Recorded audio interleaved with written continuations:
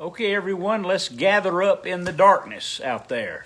The dark world outside of our little cabin up here in the mountains of North Georgia. It looks like it's going to rain. It's cloudy. It's going to rain the next couple of days. Had rain in a few, but that's okay. And we have several subjects today of my making, my suggestings. But of course, if you would like to ask a question, make an observation, offer some criticism, whatever the case might be, please feel free to do so. We'll see if we can handle it. We're going to chat about several things over the next half an hour or so. That being, we're going to talk about the upcoming turkey season in Georgia and around the South. We're going to talk about snakes today. I have some recommendations for you. And squirrels and springtime fishing. And we can get started whenever you like. Would you like? Okay, here you are. O'Neill always has lots of advice. Springtime, the ground's warming up. I know we've got a little pond, nothing right outside the front door. And the frogs are just screaming. You know, they're just really getting it on. And the snakes are also. They're really coming out of the ground now. So what are my recommendations? Okay. Get on the internet or wherever the case might be and familiarize yourself with the actual shapes and colors of the snakes.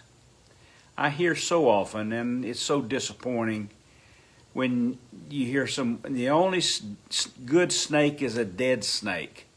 No, it's not. It is not. Most species of snakes are most valuable around your home. A black rat, a red rat, gray water snake, all those are worthwhile. Granted, here in Georgia, in north part of Georgia, we have the copperhead. So what I'd like to suggest, and I have to do it myself, get on the internet or go somewhere where there is a snake and familiarize yourself without a doubt. Familiarize yourself with the colors and shapes of the copperhead. Know if you see it, that it is a copperhead. I don't want you killing these snakes, okay? They've been here since before the last ice age. There's no reason to be killing snakes. I know it was funny one day, a few years ago, I had a problem with the well. And two guys came over to fix the well, nice fellas, both big guys. I mean, when they drove up, two men in a truck, a little pickup with their equipment, I guarantee you there were 500 pounds of men in that truck.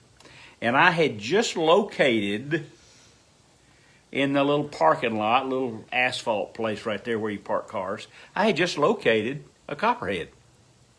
And so I got a broom and just kind of, coaxed him over into the woods so he would leave. Those two guys would not get out of that truck. The snake was maybe 18 inches long. No one was going to die.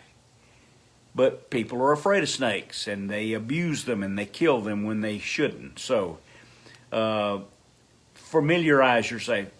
Believe me, if you know what a copperhead looks like, when you see it, you will know it. There's I wonder if that's a copperhead. No, you'll know. It's a copperhead. Do some research. Yes. The Hershey's pattern. Hershey's Kiss pattern. The Hershey's Kiss, or they call it a Hershey's Kiss pattern or an hourglass. It looks more like a Hershey's Kiss. And he can be dark colored and he can be coppery colored, but of course his name comes from the color on the top of his head, and it looks like copper. It shines like a piece of copper. All right, O'Neill's got lots of recommendations. Also, yes, Gail is here. Of course. Right outside our front door, we have a little waterfall pond out there. And in the last few years, some gray water snakes have taken up residence. Well, they have a lease agreement. They can stay in the waterfall as long as they don't come on the porch. Lease will be broken then. However, the point I want to make is that sometimes when I go out there and I see them, maybe if the sun's shining just right, they look very coppery, and it would scare most people that don't know better to think that's a copperhead. That's why it's very important to know. No. And I have another recommendation, because nobody on this earth has ever had a greater fear of snakes than I do. Oh. But I have been helped with Hal Coleman and Steve Scruggs over the years. And I have gotten educated about it. I have joined snake groups on Facebook, and I learned to identify them. And that's what you need to do. You identify the venomous snakes in the area where you live. Let the rest of them go. And if you want to sometimes it works, sometimes it doesn't. If you would like to help safeguard the property around your home, go and purchase a king snake. I don't think you can buy snakes, honey. Well, find one. Yeah. Look around on the internet and see if you can find You one. can't do that. Never mind.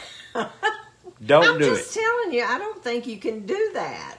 Never mind. Just go find your own king snake out in the woods. I'm just saying.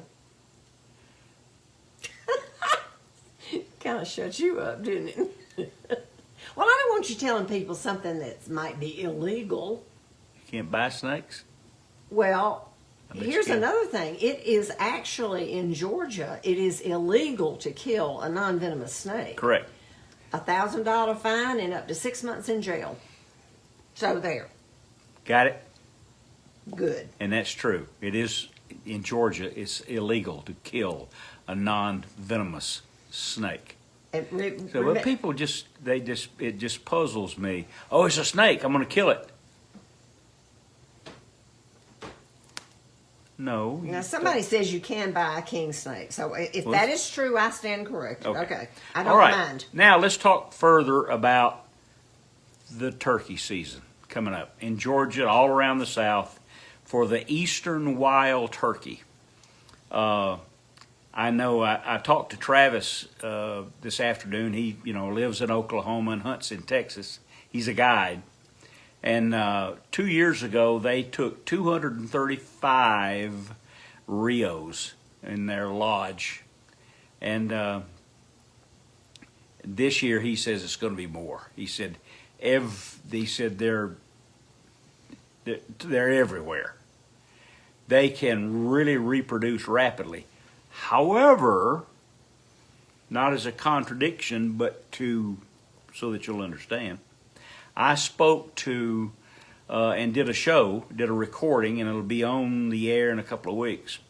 I did a recorded radio program with Emily Rushton and Michael Chamberlain, both of them scientists, hunters and scientists. And they told me about the decline of the eastern wild turkey in the southeast. Not just Georgia, in the southeast, the population is declining. How so? Or why? Loss of habitat, that's number one, always.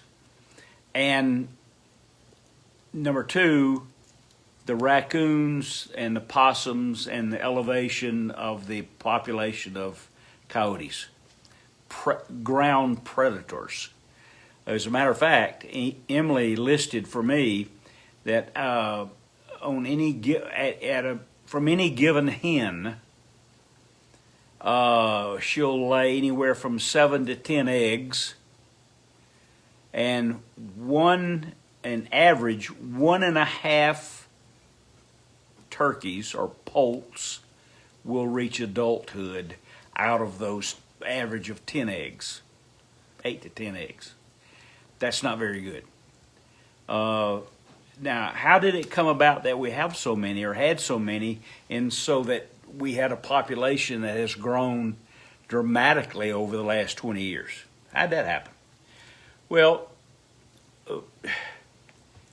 it came from people like you and me belonging to voluntary conservation organizations like the Wild Turkey Federation and others that do the proper good work, and we, you and I, through the excise taxes that we pay on sporting goods, hunting, fishing tackle, hunting and all that, and the licenses that we purchase, all that money goes to the Department of Natural Resources, and they capture, they net populations of turkeys and move them all around the state, and they proliferate. But it's showing a decline now. What do we do about it? Only thing I know to do are two things. Number one, make sure that you and the members of your club or the other people that you know that are turkey hunters may reduce your kill this year and next year and next. From a limit of 3, and that probably is going to be reduced, from a limit of 3 down to maybe 1. And I recommend the following for 2 reasons. If we're shooting turkeys, we're killing turkeys out of the drove during the laying time, during the breeding season for the wild turkey. If we take that season or delay that season, and this is not my idea, this is good, but it's not my idea. I didn't come up with it. I'm not a scientist. But Emily and Michael did with the Department of Natural Resources, delay the season for about a month so that the hens will have an opportunity and will take that opportunity to lay and sit the nest and hatch the poults, okay, before we kill the gobbler that breeds her. Oh, Neil, wait a second now. Wait a second. If you shoot one gobbler, isn't another gobbler going to take his place? Not necessarily at all. Most of the time, and you've witnessed it, you call in birds. You got 2 or 3 gobblers in front of you. Great. Number one, I think, sideline, I don't shoot him when he comes in like that. I think the hunt is over when I get him within 25, 30, 40 yards. I don't shoot. I've called him. He's arrived. I don't even have a gun, except maybe to shoot a coyote or something, or a hog. So I don't kill the turkey, because if you shoot the boss, which is easily, most of the time, easily identified, if you shoot the boss, I can tell you from my interview with these scientists that if there are other males in the drove, they may not necessarily go ahead and breed that flock, that drove of females. Because of him being so dominant, their testosterone levels never get high enough for them to do that breeding. So it could be, maybe not likely, but it could be that if you shoot the boss, that whole set of hens may not be bred at all. That's one. Number two, and I got the following, and if you'll listen to me, it makes sense. Delay the kill if you insist on taking one this year. Delay the kill to the last 2 weeks of the season. That's when the hunting is best, because the hens are likely on the nest already because you left the gobbler alone. He bred them. They're on the nest, and now he's looking for companionship. So when you call, look out, he's on his way. Then you can take him if you want. I still don't do that. And not that I think it's admirable that I don't. I just don't. I don't need any more wild turkeys. I've got fans and everything around, so I don't need any more. I don't have turkeys as trophies. So don't shoot the boss if he's in front of you early in the season. Wait till the last 2 weeks of the season to shoot anything. Those are my recommendations for the turkey season. Take it or leave it. And it's not based on my own scientific research. It's because I talked to two people who are scientists and do understand their population, because it is declining. Not just Georgia. No. All across the Southeast, to Nebraska, Texas, the Carolinas, Virginia, Kentucky, it's going down for the reasons we mentioned. Okay, now enough about turkey hunting. Got anything going on? Oh, well, there was another one. Okay. Someone, let me go back. I have to go back and find it.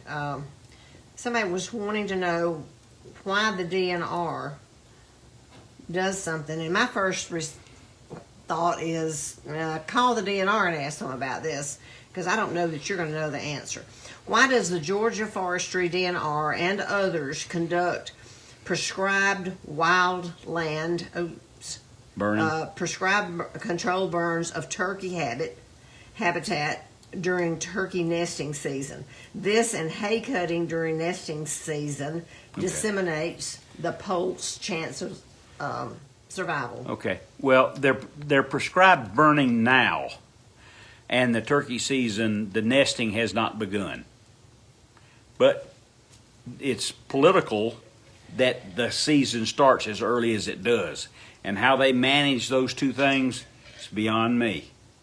Are you right? Very well could be with your question.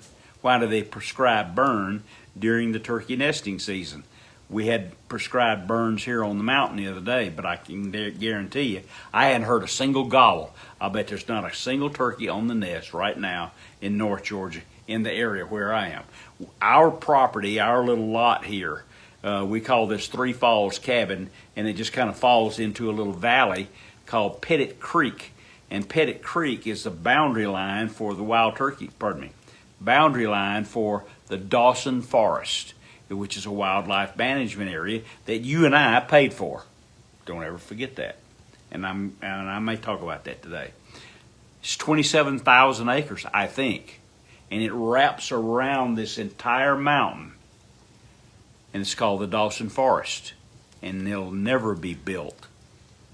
It will never, but and very, very heavily regulated as to the hunting season. You got to register. You know, they know how many people are in there. Yes, ma'am. Okay. Steve Mitchell mentioned that he enjoyed the radio show Saturday, and so just for information's sake, that was your show, 2 hours with Milton Crabapple. So if you were not up and didn't get to hear it, you can go to O'Neill Outside Facebook or O'NeillOutside.com. Is it on there too? Probably. It's on. It should be. It's on Facebook. Well, I know it's on Facebook. Yeah. So if you would like to see those fun 2 hours, you may do so. That's with Milton Crabapple. Yeah. 2 hour. We did a 2 hour interview, discussion, conversation with Milton, and it was on the radio last Saturday morning on the 13th. Right. And you can watch that, see that, listen to that on Facebook and at O'NeillOutside.com. How's my fire? It's okay. Is it going okay? All right. Somebody wanted to know why you needed that. I said, well, on a day like this, it's just decoration. That's all it is, yeah. Well, it's okay. Yeah. Are the crappie spawning? Now, Al Bassett said, and I believe, I'm not going to go back and look it up, it's too far back.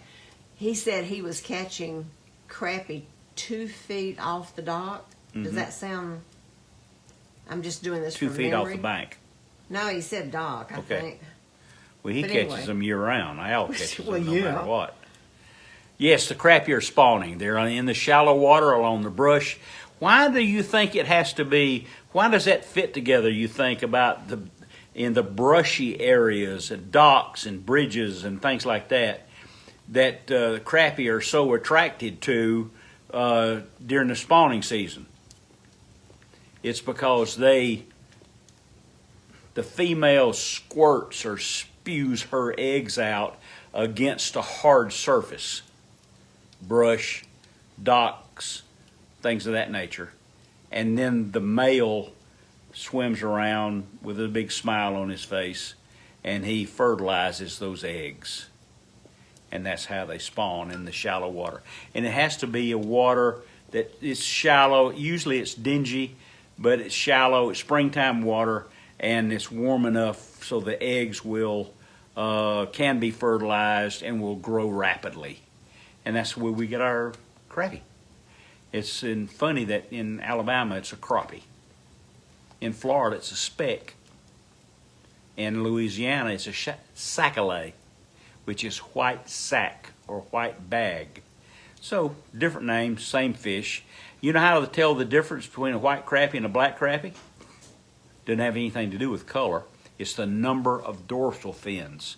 And I can't tell you the difference, but it is different. I think the black crappie has one more dorsal fin than a white crappie. So, but it doesn't matter. I mean, you're going to fillet them and eat them, so what the heck. We have a treat for tomorrow. What? Milton Crabapple is coming up here to Three Falls Cabin tomorrow afternoon. Yes. And we're going to have squirrel dumplings as an appetizer for our meal. His wife is coming up, Grandma Crabapple, and Gail and O'Neill. We're going to entertain them or visit with them for the evening, and Milton is going to prepare some squirrel dumplings, and I'm really looking forward to it. Yes, ma'am. Allison just suggested that you tell people that they can hit share this video with other people if they would like to. Okay. So You can hit share with this video, and it'll go to whomever they want. all of your friends if you think it's worthwhile. If you're not embarrassed by it, then share it, and maybe, not that I think I'm a great educator, by no means. But when I started the television show almost 40 years ago, and the radio show 28 years ago, I always thought it would be better if you watched or listened or experienced it in some way, and after it was over, you might say, that was interesting. I learned something today. And it always doesn't come from O'Neill, it comes from my guests. That you can say, well, I'll have to try that. Or I'll have to call that guide when I go to the coast. Or when it's clear water, I'll have to use light line and see what I mean? If you learn a little bit of something from this and the other programs, then it's certainly worthwhile. And if you share it, give someone else that opportunity to learn that also, should they choose to stick around long enough to do that. So, anything else? No? No, not Okay. right at this moment. All right. I sometimes wonder. I look at these cooking shows on people that nobody knows, and they got 3,000 and 4,000 people watching. Yeah, well, And we're doing well if we get 100. Well, they do watch after the fact. yes. But Well, it's not when O'Neill. live. It's not some... And you aren't Well, cooking, but we could do a cooking thing one night. We could light up. Why don't we light up the Big Green Egg one night and do one off of the deck out there? Okay, What do you think? that's a good I idea. think it'd be a great idea. What do you want to cook? Fried squirrel. Fried squirrel. No, or broiled snake. No, no, we'd cook whatever we're gonna have for dinner that night. Like tonight, what are we I've having for still dinner got- tonight? Well, tonight we're having corned beef. Corned beef and cabbage. Yeah. Yeah, we're early. Over in the freezer in the barn, I've got 3 doe tenderloins. How about that? Gail? You what? 3 doe tenderloins. Well, then we could do that. Yeah, boy. We could do That's that really good. sometime. That's really good stuff.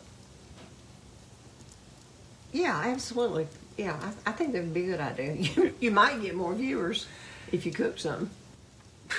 Instead of just talking. just sort of just jabbering.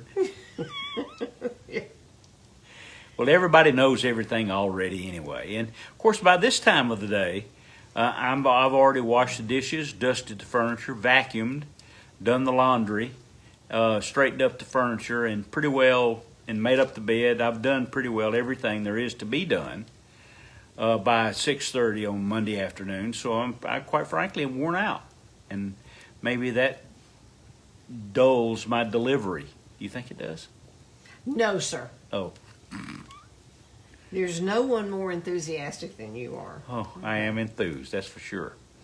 This we built this cabin 20 years ago? Well, 19 years ago. 20 years. Yes, it's 20 years. Almost yeah. 20 Yeah. years? Yeah. 20 Everything's years. wearing out, so you know it's 20 Yeah, years. 20 years ago. And have enjoyed it very, very much. We live on the side of a mountain in North Georgia. I don't have any acreage or anything like that, but it's kind of like having it because, as I said before, our little lot joins what's called the Dawson Forest, and that's 27,000 acres, where no one else can build. So, there. Okay, what else? Anybody suggesting anything that I do other than jump off a cliff? No, you're gonna have to Be make sure up and make something. yourself aware of these snakes. Now, I'm telling you, no one should kill a red rat, should kill a black rat or anything around you, or a gray water snake or anything around your house. Don't do it. And remember, one of the reasons is it's illegal. Well, in for one Georgia, thing, it's illegal. It's illegal in Georgia to kill a non-venomous snake.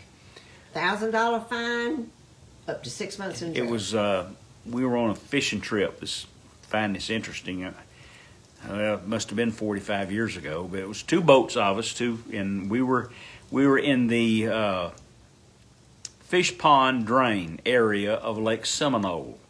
That's sort of a quiet area. Spring Creek. At the end of Spring Creek, at the headwaters of the Spring Creek at Lake Seminole, I think it's called Fish Pond Drain. It's a little pond up there. I say pond, it's 100 acres or more. And the two boats, we were together, 2 guys per boat, mature individuals. And we were, quite frankly, having a sandwich and relaxing for a few minutes and attempting to come up with the reasons why we weren't catching very many fish. Hey, let's talk about it. And I look over my right shoulder and hear this Mr. No Shoulders. And he's on the top of the water just like he would be on concrete, and he's just making his way to my boat. That's a rattlesnake.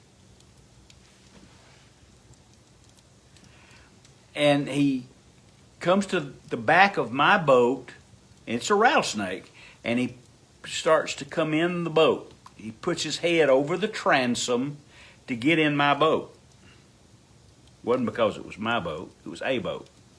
Well, I grabbed the longest rod I had, and I kind of whack him a little bit on his little noggin, and he backs up, coils up, and rattling like crazy.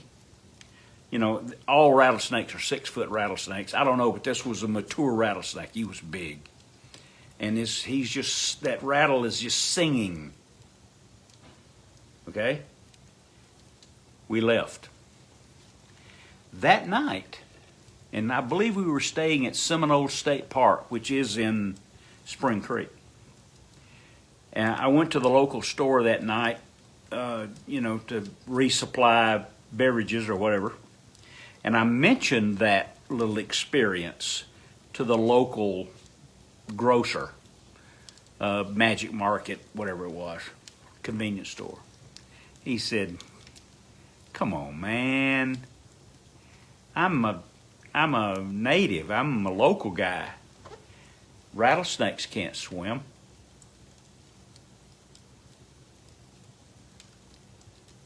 Yes, they can. That rattlesnake wasn't even swimming. He was curled No, up he on was top of the water. It was just like he wasn't even taking up any space. He's sitting right on top of the water, and that rattle. It sounds more. It doesn't sound like a rattle as much as a whistle almost. It's so fast, and it wiggles when he rattles it. It was fun, and we left him to his own. But the local guy was wrong. Yes, ma'am. Joe says to remind everybody when you're going to your deer stand, check your deer stand. Ooh, And I remember, you know, Travis almost stepped on a huge rattlesnake. Yes. At the bottom of the tree where his deer stand was. right. Just be careful. I know we don't have them like that here, but I hunted maybe 10 years ago near El Paso, Texas. Deer hunt. And they, not me, and I'm a guest, okay? It's time. They tell you what you should do, can do, would do, and so on with regards your activity while you're at the lodge and being guided and being told where to hunt, when to hunt, how to hunt, and so on. And I always pay attention. I don't own this place. I'll do what you say. But the group of us, there must have been 6 or 8 hunters. They, and I did one myself, I'll admit to you, we killed 22 rattlesnakes in 3 days. For the afternoon hunt, the snakes would come out on the roads, on the dirt roads and dirt paths to warm up, I guess.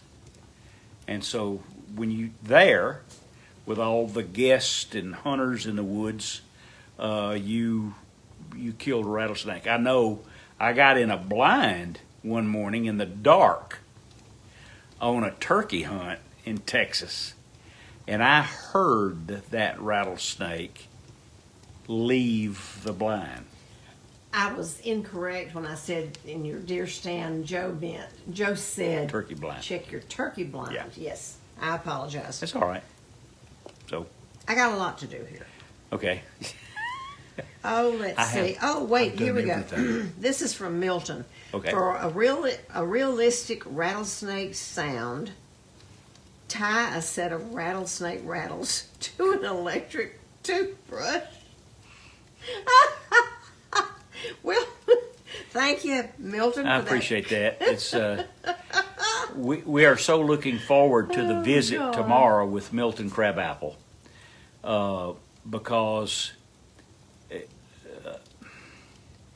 I assure you it will be we'll refer to it as different visit. The conversation, statements, it will be different tomorrow afternoon or tomorrow evening. I with really Milton. think he was serious about that. Well, comment. he is serious. He's always serious. No, I mean about because that would give the right kind of vibration Yeah. or what have you. Okay.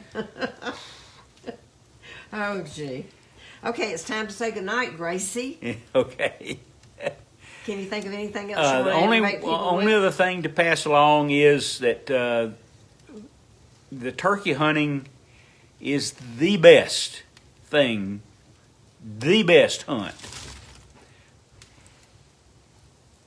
that you can infiltrate into your family and your children and grandchildren, because there's a call and a response, and a call and a response, and you are hunting.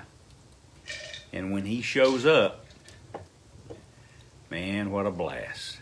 That's really something. So I will tell you this. The old dreams, they were good dreams. They didn't all come true, but I'm glad I had them. And thanks for watching this afternoon. We'll see you again soon, I hope.